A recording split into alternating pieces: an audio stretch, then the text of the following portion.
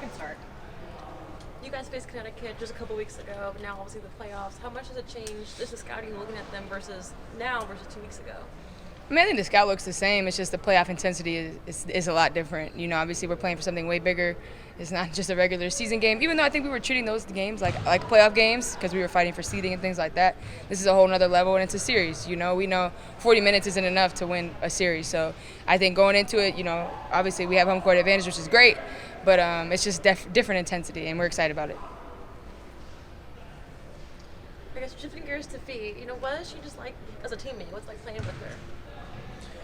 I mean, I've said this so many times this season.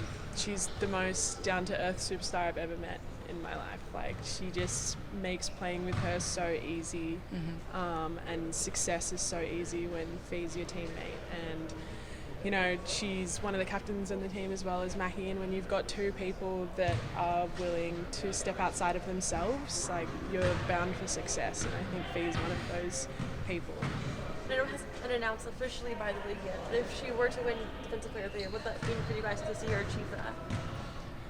I mean, it would be huge. I think we've had one of the best, if not the best, defense all season long.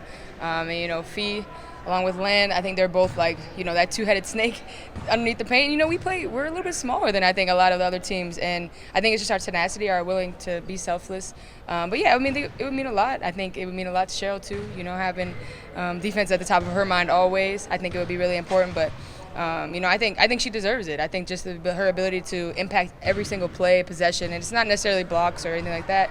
It's sometimes just deflections or being in the right spot or rotating quicker. Like, that's what a Defensive Player of the Year is for me. It's just being able to impact every single possession. Fee always has a target on her back, but after this performance in this last series, how do you guys prepare for the extra pressure that she's definitely going to see here? I mean, I think we've played like this all season long. It's not just about Fee. Like, we have a lot of talent on this team. I mean, Mackie's had an amazing season. Bridget's playing so well. Courtney's a weapon. So I think that's the struggle with guarding our team, is that yes, Fee has had an amazing series with Phoenix, but you can't just put all your attention on Fee because then you're taking it away from other great players. Yeah, and I think just letting Fee be herself. I think she's graceful in that way. You know, you look up and it said 42, 5, and 4, but it felt like she was just playing the right way. You know, she was just being herself. She doesn't have to do much, and that's where we come in, you know, as her teammates, allowing her to flourish exactly as she is, and I think that's what makes her so great. When you have a superstar like that who scores 80 points in 2 games but is also that impactful on defense, that's pretty rare, right? Somebody who's willing to exert themselves at both ends like that. Yeah, I mean, two-way players are hard to come by. Especially superstars. Exactly. And so when you've got someone who loves to play defense as much as they love the offensive end, like, that's invaluable. And I think, I mean, it's showed with how well that we played having a player like that, like valuing defense as much as offense. Yeah, we're really lucky to have someone like Fee. How malleable are you guys, I mean, especially here in the postseason when you prepare for a different team, and how do you use that to a strength when you're getting ready to go to the semifinals of the WNBA? Oh, gosh. I think, like, we've got the way that we've been coached all year has kind of led us to be able to adjust on the fly. Like, we adjust in-game, we adjust at halftime, and so when things happen that we weren't planning for, or that a scheme that we've got doesn't work, we're able to change it on the fly and change it in the moment. Like, I think, and that comes down to coaching, but also our player IQ too. And sometimes we don't even need Cheryl to tell us we need to change something. We change it on the court ourselves because we have really, really smart players. How do you guys prepare for the playoff experience that Thomas and Bonner bring to the series? I mean, you can't necessarily compare it because that's their own experiences, you know, being in the finals, things like that. And I think at the end of the day, it's about us. You know what I'm saying? I think they're going to come as they are, and we want to come as we are. And there's a lot of trust in our locker room and belief in who we are and who we've been all season. And so, yeah, I mean, they have so much experience. You know, I mean, DB's won championships, AT has been in the finals multiple times. Like, we understand that, but also, like, we don't want to lose sight of what we've been able to do all season long and let that carry us as well. Coach yesterday described your way of defending the rim as almost volleyball-like. Yeah, otherwise I get fouls. What's that? Otherwise I get fouls. So. I mean, what do you think she means by that? I genuinely think it's like my physical stance. Like I go up for contesting like this, like a block like that, instead of like coming over your traditional like that. It's very effective, actually. Yeah, because I've found that when I come over with the one hand swipe, while it looks really cool and it feels awesome when you get a block like that, it's really risky to do it like that. And if you can, I might not get as many blocks going like this, but I can contest more shots going like that. So I feel like it's just a smarter approach for me personally. Have you found, you were getting a lot of calls, a lot of foul calls early in the year. It seems like less as the season's gotten. I think the officials have kind of come to understand what you're doing in those situations. I think I've had to adjust, to be honest.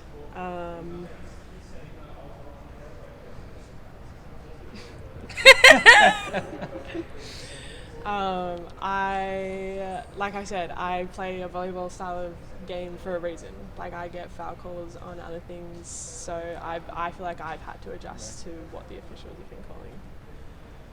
What are just his thoughts on having a five at best of five, whereas like now you have to go to Connecticut to at least play one game to move on, instead of the first round where you could easily do it in two. I mean, a couple years ago it was just one game, so I think for us, you look at it, it's 40 minutes at a time. Like we break down games in 5 minutes at a time. And I think when you look at the series, like 40 minutes at a time.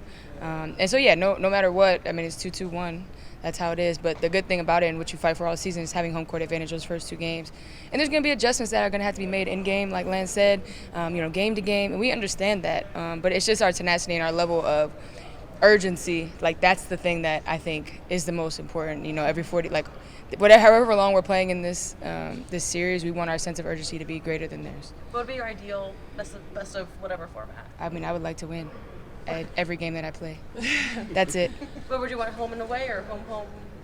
What do you mean? Like, would you want it to be 1-1? Home is cool.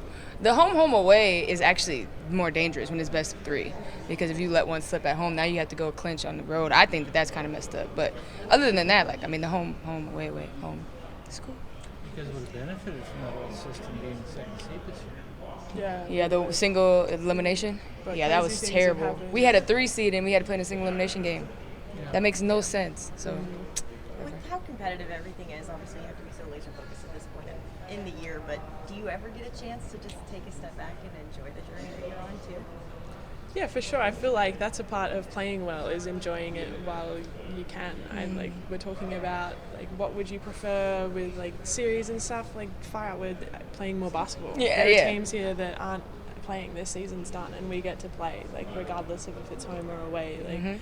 We're still playing basketball right now, which it's a privilege to do. So I think it's really important to enjoy it while you can, because not everybody gets to do this. And this group especially too, I think. It's a grind. We're in here. I'm here at 8:30. We don't leave till 1. You're in film for longer. You're doing things a little bit differently, especially when it comes to playoff time, because everything is so, dialed in. But when you have great people around, it makes everything easier. And there is a joy in that, just being around them and being able to go through the hard times, the grind of it with them. And I think that's the most special part, and that's what we want to continue to be out here with each other, playing with each other. That's our motivation. Thanks, guys. Thanks. Awesome. Thank you.